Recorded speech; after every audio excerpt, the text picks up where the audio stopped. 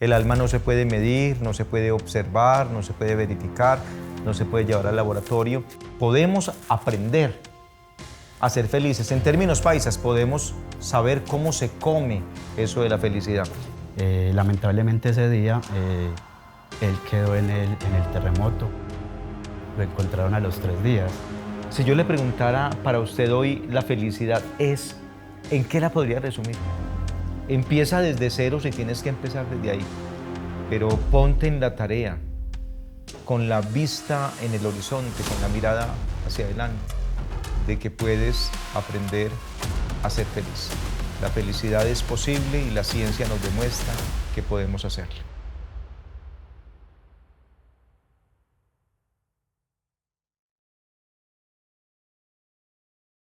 Hola, hacemos una pausa en nuestro camino de la felicidad para hacerte una invitación a que te suscribas y hagas parte de nuestra comunidad en esta experiencia de aprender a ser felices. Hola, una de las cosas más emocionantes en la vida y en mi vida en particular es empezar. A veces no sé cómo hacerlo, me parece que ese primer paso es difícil y muchas cosas en mi vida no las he hecho por temor a dar ese primer paso y darlo mal.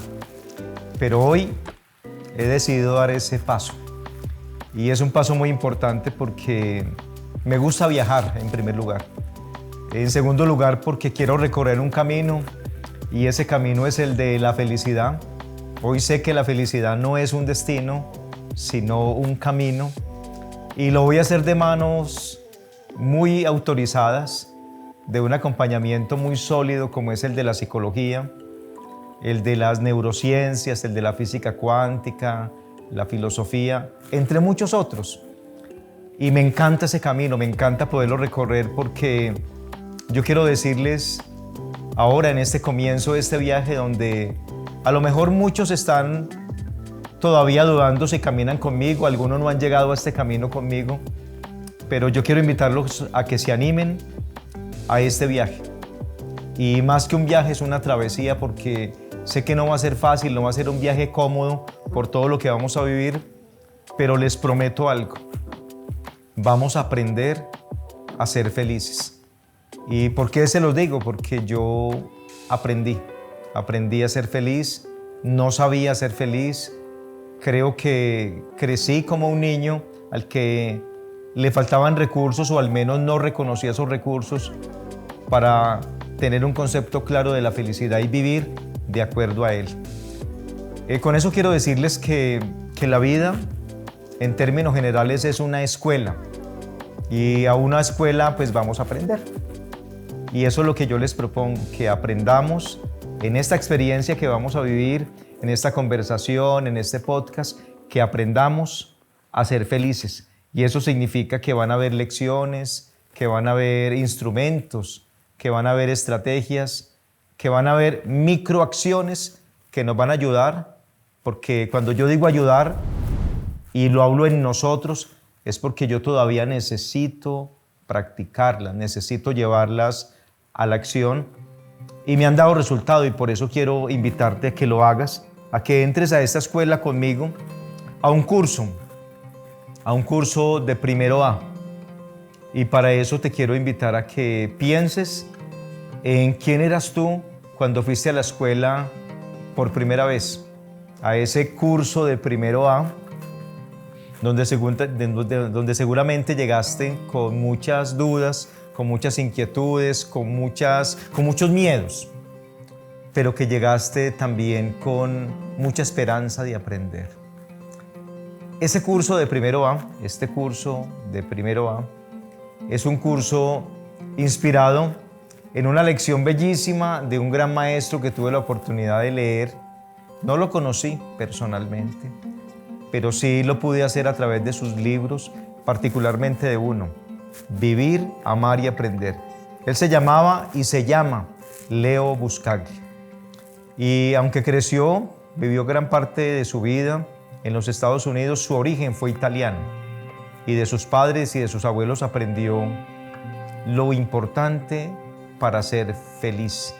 Y una de las cosas que él nos enseña es que tenemos que hablar acerca de aquello que no está bien, de aquello que nos incomoda y que nos impide a nosotros avanzar y de alguna forma nos genera un sufrimiento que de no superarlo nos va a llevar por un camino de mucha dificultad a través de la vida. Hay algo que quiero aclarar con ustedes antes del invitado que tengo hoy, y es que nuestro cerebro no está diseñado para la felicidad. Nuestro cerebro está diseñado para la supervivencia. ¿Qué quiere decir eso? Que nuestro cerebro siempre actúa de acuerdo a la posibilidad de un peligro. Y eso lo mantiene en alerta, y por eso existe el estrés. Y el estrés, en términos generales, es bueno. Pero un estrés crónico no lo es para nada.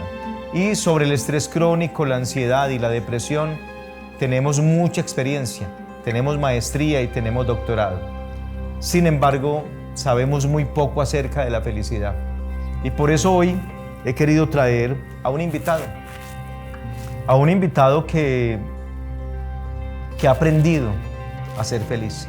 Y ha aprendido porque en algún momento no lo era, porque no conocía las pautas, los caminos, los recursos para experimentar esta sensación tan maravillosa de ser feliz, entendiendo una cosa, que la felicidad no es alegría, que la felicidad no es estar contento, que la felicidad no depende de afuera, que la felicidad es subjetiva y que es personal. Le doy la bienvenida a Jorge Andrés Ocampo, una persona que conozco hace algún tiempo y por eso es mi primer invitado a este episodio en donde vamos a iniciar ese recorrido por el camino de la felicidad. No es un destino, es un camino la felicidad. Jorge, bienvenido a este primer episodio. Me siento muy complacido de tenerlo conmigo a la mesa, de compartir esta experiencia tan gratificante para mí. Y me gustaría que fuera usted quien se presentara, quien le dijera a esta audiencia que comienza a hacer este recorrido con nosotros, ¿quién es Jorge Andrés Ocampo? Hola René, muy buenas noches. Muchas gracias por la invitación el día de hoy a tu podcast. Muy agradecido, muy emocionado el día de hoy por estar aquí. Mi nombre es Jorge Andrés Ocampo Vinasco. Soy negociador internacional de profesión y se preguntarán por qué estoy el día de hoy acá en este podcast que trata de la felicidad. Estoy acá porque he venido últimamente en un proceso de crecimiento personal y estos últimos años, específicamente 3 años, desde el 2020 en la pandemia, he experimentado un proceso de crecimiento y me ha permitido explorar y vivenciar lo que es la felicidad. La felicidad, he estado en ese proceso y he estado en la búsqueda de cuál es la fórmula para encontrar la felicidad. Y la felicidad es una ciencia y yo he estado en ese proceso, estos últimos 3 años. Entonces estoy en esa búsqueda, estoy en ese proceso porque todo es un proceso y lo importante no es el resultado, sino disfrutar el proceso y todas las experiencias que conllevan a esto. Jorge, muy importante eso que estás diciendo del proceso, de aprender. Y yo quiero decirle a las personas que ahora nos están viendo que si bien yo estudié psicología y lo estudié porque quería conocer el funcionamiento de la mente y el cerebro, cuando yo terminé mi formación como psicólogo en el año 98, nació precisamente la psicología de la felicidad. Siempre se hablaba de la felicidad como en algún momento se habló de la psicología sobre el alma. Y eso generaba muchas sospechas en el mundo científico porque se creía que no era algo serio. El alma no se puede medir, no se puede observar, no se puede verificar, no se puede llevar al laboratorio. Y eso mismo se pensaba sobre la felicidad. Sin embargo, en el año 98, Martin Seligman y Mihaly Csikszentmihalyi legitiman la psicología de la felicidad como una ciencia. Y eso que usted nos está mencionando ahora nos da fe a nosotros, nos da comprensión acerca de que podemos aprender a ser felices. En términos paisas, podemos saber cómo se come eso de la felicidad. Y yo quiero preguntarle, en aras de esta metáfora que estamos compartiendo hoy, que es un curso de felicidad. Primero porque tenemos que entender que si bien somos expertos, especialistas en todo el tema del estrés crónico, de la ansiedad, de la depresión y de la ideación suicida en muchos casos, porque a eso puede conllevar, tenemos muy poca experiencia. Tal vez ni siquiera un primero A, ni siquiera una transición, un kinder en lo que es la felicidad. ¿Qué recuerda de su experiencia cuando estaba en primero primaria? Como niño, ¿usted se sentía un niño feliz? René, una muy buena pregunta, porque pues en este proceso que he venido experimentando, recuerdo que por esa etapa de mi vida, mi familia y yo tuvimos un punto de quiebre. Y ese punto de quiebre fue el año 1999, como todos recuerdan, el terremoto de Armenia, en el cual también mi familia sufrió en ese aspecto porque mi padre trabajaba para una compañía en ese tiempo y ese día del terremoto tenía que hacer unas visitas a la ciudad de Armenia. Entonces, lamentablemente ese día él quedó en el terremoto, pues duramos 3 días, mi familia sobre todo porque todavía estaba muy pequeño. Entonces, ¿cuántos años tenías? Yo tenía aproximadamente 9 a 10 años. Entonces, toda mi familia estuvo varios días buscando a mi padre y lo encontraron a los 3 días. Y aquí hay como una anécdota que recuerdo mucho y que vivo ahora con mi madre, que ella siempre me dice cuando en mi etapa de adolescencia salía, ¿dónde va a estar? Y yo me enfadaba porque bueno, ¿por qué me quiere controlar? Como todo adolescente, ¿cierto? Entonces ella me daba una respuesta muy sabia y me decía, quiero estar en todo momento, quiero estar pendiente de dónde están siempre mis hijos, porque gracias a ello fue que encontramos a tu padre, porque sabíamos dónde estaba. Entonces gracias a ello pues fue más fácil la búsqueda del cuerpo de él, porque pues sabían precisamente dónde estaba. Precisamente estaba almorzando en uno de los hoteles del centro de la ciudad de Armenia. Entonces pues eso ayudó, digámoslo, un poquito respecto a eso. Entonces por eso retomo aquí el tema de la felicidad, porque pues mi familia tuvo un punto de quiebre en ese aspecto, porque pues no fue fácil para mi familia y para mí pues lo que se vivió en ese momento. Jorge, ¿cómo se aprende a ser feliz con la ausencia de un ser tan importante como es el papá? Porque pues nos conocemos hace algún tiempo y yo lo veo a usted como un ser humano muy estable, muy equilibrado. Y yo quisiera saber eso, porque yo perdí a mi papá solamente hace 4 años en la pandemia. O sea, lo tuve durante 53 años de mi vida y yo no sabría cómo haber vivido esa etapa de niño sin un papá. Me gustaría conocer cómo aprendió usted a ser feliz. Pues no es un proceso fácil, porque pues desde una edad tan temprana y vivir estos aspectos pues no lo es, ¿cierto? Pero yo creo que a nosotros nos jugó algo, digámoslo, que fue algo muy importante, y que fue tener una gran madre, porque ella ha sido una persona muy fuerte desde que se vivió ese episodio, y fue una mujer con mucha fortaleza. Entonces ella siempre estuvo ahí con nosotros, siempre, pues gracias a ella somos lo que somos mi hermano y yo hoy en día. Las personas que somos, los seres humanos que somos, los profesionales que somos, todo se lo debemos a ella, porque ella desde todos los acontecimientos ha sido el pilar de la familia. Ella siempre ha velado por nosotros, todo su esfuerzo, dedicación, compromiso, apoyo, amor. Entonces eso fue la base para salir adelante en ese aspecto. Jorge, la psicología durante muchos años se dedicó a poner la lente en la patología mental, en los trastornos mentales, en la psicosis, en la neurosis y en todo lo que hace parte de lo que nosotros conocemos como el estrés crónico, la ansiedad y la depresión, pero se ocupó mucho menos de la felicidad.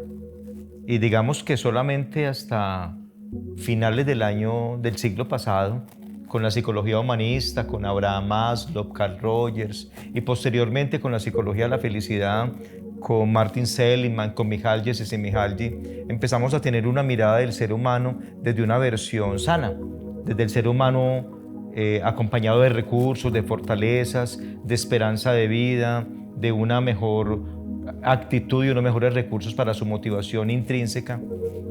Digamos que a partir de todo eso que yo le menciono, ¿qué fue como lo que facilitó que usted ahora tenga una salud mental equilibrada, ajustada y con un proyecto de vida mucho más sólido? Bueno, yo creo que juega un papel muy importante varios factores, porque obviamente uno no puede negar que perder el padre desde una edad tan temprana no va a jugar un papel en la vida de uno, en el transcurrir de la vida, porque eso impacta, Total. Impacta a nivel emocional, mental, en todos los aspectos. Entonces, obviamente en el transcurso de ahí en adelante, pues uno tiene que sortear inseguridades, de pronto falta de amor propio en circunstancias de la vida que le pueden pasar a uno. Entonces, yo creo que uno de los puntos de inflexión... O sea, más allá de su mamá, porque me dice que fue muy importante, claro. Más allá, ¿a qué le adjudica a usted que sea esa persona hoy tan ajustada a nivel emocional, de una salud mental equilibrada? Yo creo que también es las adversidades. Las adversidades lo hacen a uno más fuerte en todo este proceso de vida. Y yo creo que también jugó un papel muy importante y tuve un punto de inflexión en el año 2020. Todos sabemos lo que pasó en el año 2020, la pandemia. Pero yo tuve una mezcla de circunstancias que se presentaron en mi vida. Digamos que la pandemia, estar encerrado. En ese tiempo, como días antes de que se iniciara la pandemia, tuve una ruptura amorosa.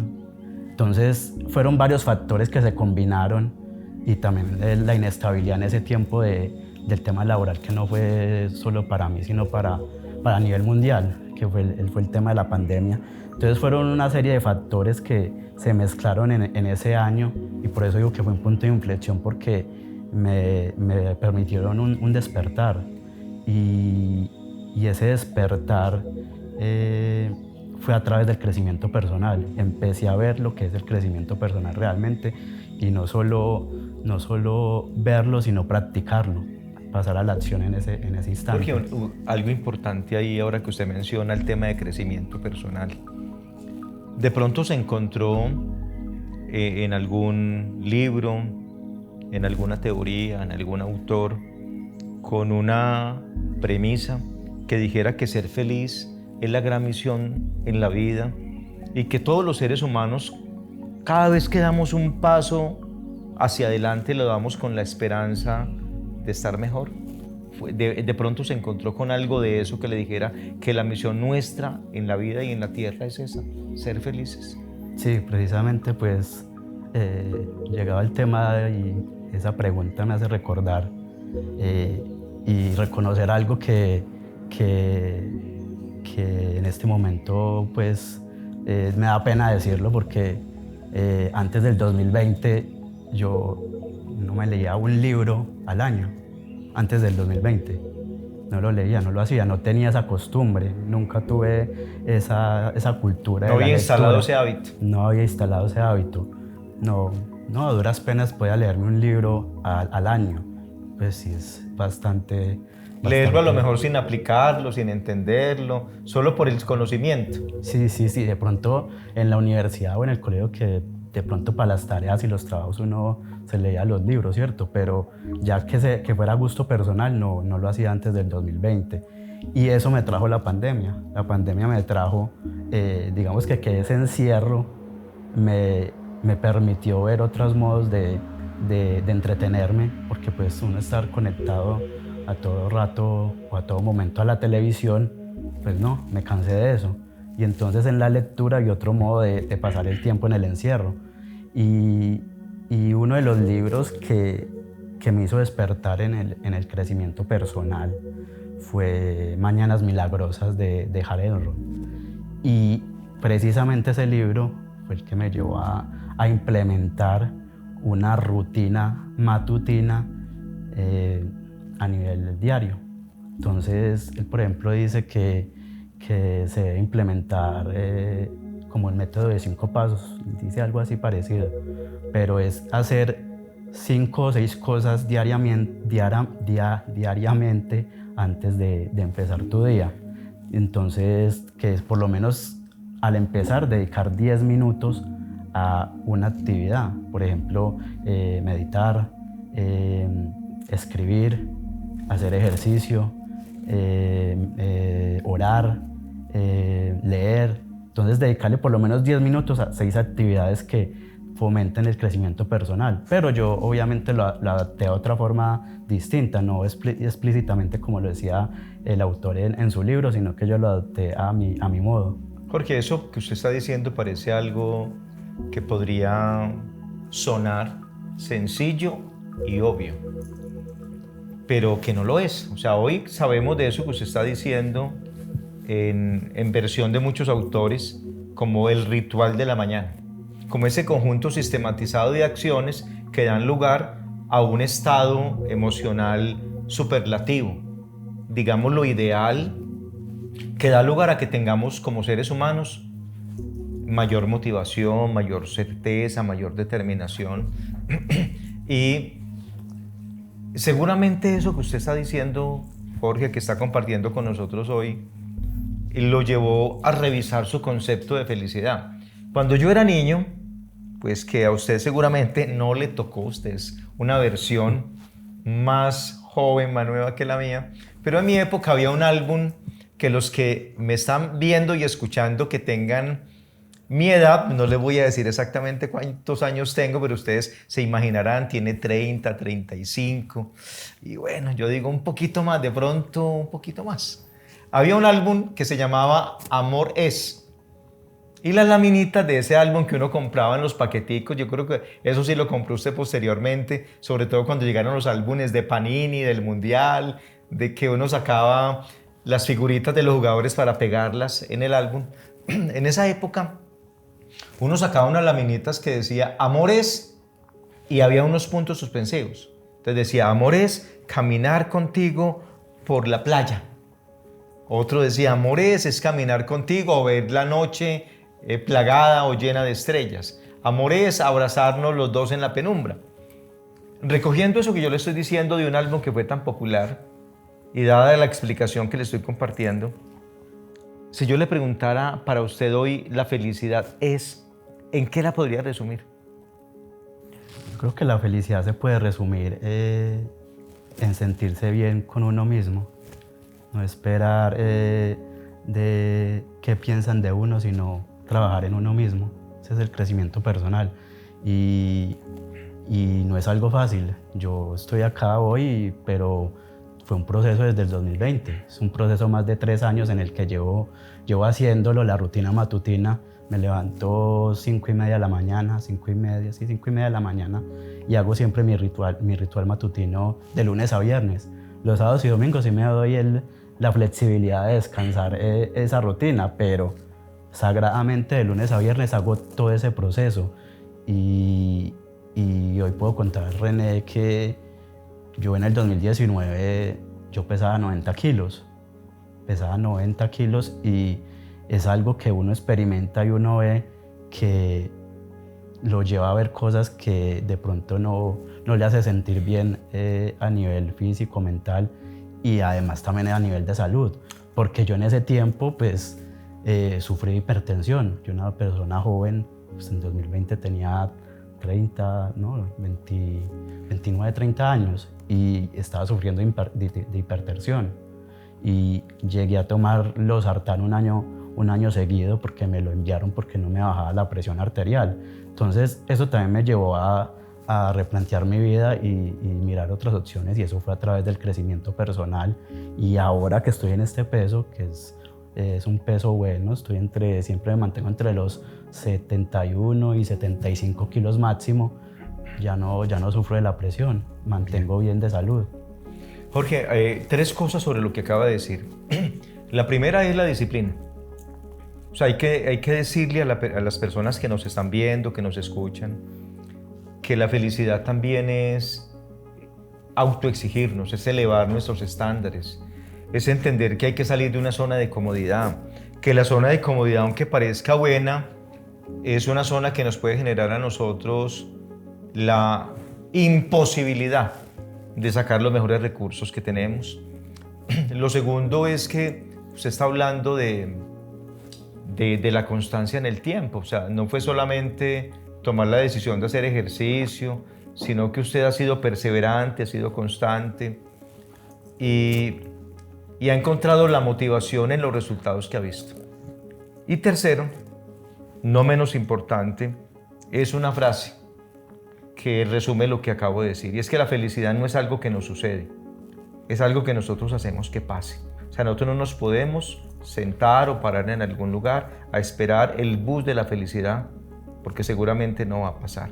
Y si pasa, va a pasar como una experiencia de placer momentáneo, que solamente nos va a generar una gratificación, unas sensaciones agradables de unos minutos, pero que luego se irá tal cual como llegó y quedaremos tan vacíos o más de cuando llegó esa experiencia. Bueno, Jorge, hay algo que a mí me inquieta mucho con el tema de la felicidad y de este episodio en el que estamos hoy, que es el curso de felicidad Primero A, y que está inspirado, no se lo he dicho, pero se lo voy a mencionar acá porque fuera de cámara lo hice. Es que este curso está inspirado en Leo Buscaglia, que fue un profesor de origen italiano que creció en los Estados Unidos, en California, y que sería profesor de la Universidad del Sur de California, y allí, a raíz de diferentes trastornos mentales que dieron lugar a que muchas personas acabaran con su vida, él creó el curso de Amor Primero A.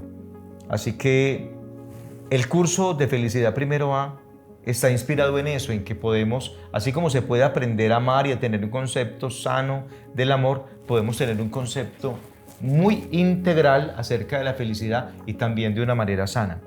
Así que el objetivo de toda esta experiencia es ofrecer prácticas basadas, fundamentadas, apoyadas en la psicología de la felicidad para despertar conciencia.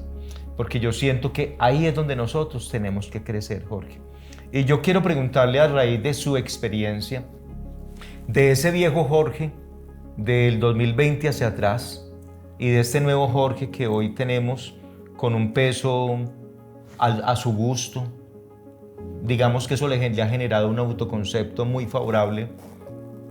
En términos de despertar de conciencia, ¿dónde ha sido ese cambio grande? Que usted diga, es que yo no entendía esto, yo no sabía esto, yo no tenía claro esto. Muy buena pregunta, René. La verdad, yo creo que el despertar de conciencia fue de pronto en revisar el amor propio, porque hay veces experimentamos esa falta de confianza, de seguridad en uno mismo. Entonces, ese despertar de conciencia fue a través de eso, porque yo creo que en un momento de mi vida experimenté esa falta de amor propio, y entonces esas adversidades me llevaron a identificar, a reconocer que debía trabajar en mí, y han sido una serie de hábitos que ahorita anteriormente lo mencionaba, como la meditación, la lectura, mentores. Es muy importante tener personas al lado que lo inspiren día a día a uno, que sean un modelo a seguir. Entonces son muchas cosas, el ejercicio, la práctica de la gratitud, que es extremadamente importante, el estar agradecido en todo momento. Hoy escuchaba, porque siempre que hago ejercicio en las mañanas, cuando lo practico, en vez de ponerme a escuchar música, lo que hago es escuchar podcasts de motivación y de inspiración y de crecimiento personal, que hay unos mentores increíbles que uno puede encontrar. En este caso yo escucho mucho a Lewis Holmes, que para mí es una persona un increíble, referente, ¿no? es un referente en ese aspecto. La Escuela de la Grandeza. La Escuela de la Grandeza. Precisamente esta semana me terminé de leer el libro de él. Lo admiro mucho y no había tenido la oportunidad de leerme el libro. Muy recomendado el libro de la Escuela de la Grandeza, es una cosa increíble. Entonces, como decía, que me desvié un poquito del tema, escuchaba el podcast y él esta mañana entrevistaba al que fue su coach, su mentor, se llama Chris Lee, y hablaba precisamente sobre cómo afrontar esos retos y esos desafíos o adversidades que se presentan en la vida, que uno no lo debe llamar problemas, sino más bien retos, desafíos, de cómo afrontarlos. Entonces, Chris Lee decía cosas muy valiosas y muy importantes sobre unos pasos a seguir para afrontar estas adversidades que se presentan en la vida. Entonces él lo llamaba no adversidades, sino colapsos que se viven en la vida. Puede ser un colapso financiero, amoroso, espiritual, puede ser de salud, pueden ser muchos, ¿cierto? Entonces él daba unos pasos y el primer paso que él decía era reconocer y aceptar el colapso que uno está viviendo, de experimentarlo, de vivirlo, de decir, bueno, estoy viviendo este colapso, vamos a afrontarlo. El segundo, él decía de asumir la responsabilidad. Y asumir la responsabilidad quería decir, de pronto, si soy responsable del hecho, pues asumir la responsabilidad de cómo fallé. Y si no fui responsable, porque hay cosas de pronto a nivel externo que le suceden a uno y pasa por esos colapsos, entonces tomarlo desde una perspectiva de qué aprendí respecto a este tema. Otro paso era el de reconocer, identificar las emociones, que en muchos aspectos manejamos muchas emociones, la ira, la tristeza, la culpa, el resentimiento. Entonces es identificar esos aspectos, el perdón, que también es muy importante, tomar acción y celebrar todos esos resultados que uno tiene. Yo siempre digo que hay que estar agradecido y orgulloso del proceso, pero también se debe celebrar el resultado, porque a través del proceso que usted vivió, pues se llega a muy buenos resultados y es estar agradecido y orgulloso por ello. Bueno, lo importante de lo que nos comparte Jorge en su experiencia formativa, en su crecimiento personal, con la Escuela de la Grandeza de Lewis Holmes, los invitamos a que entren a YouTube y aprendan de allí, es que no se trata solamente de saber, sino entender. Y yo hoy quiero dejarte una tarea, a ti que estás allá en tu casa, en tu oficina, donde quiera que estés, a la hora que sea, a que te traces un propósito en esta escuela de primero A, en este curso de primero A de la felicidad. Empieza desde cero si tienes que empezar desde ahí, pero ponte en la tarea con la vista en el horizonte, con la mirada hacia adelante, de que puedes aprender a ser feliz. La felicidad es posible y la ciencia nos demuestra que podemos hacerlo. Me da mucho gusto haber compartido con Jorge Andrés Ocampo, negociador internacional, una persona que desde su experiencia humana nos puede mostrar que sí es posible darle un giro a la vida de 180 grados y tener una sensación gratificante con la vida, un bienestar y un equilibrio emocional. Nos veremos cuando nos tengamos que ver, ni antes ni después.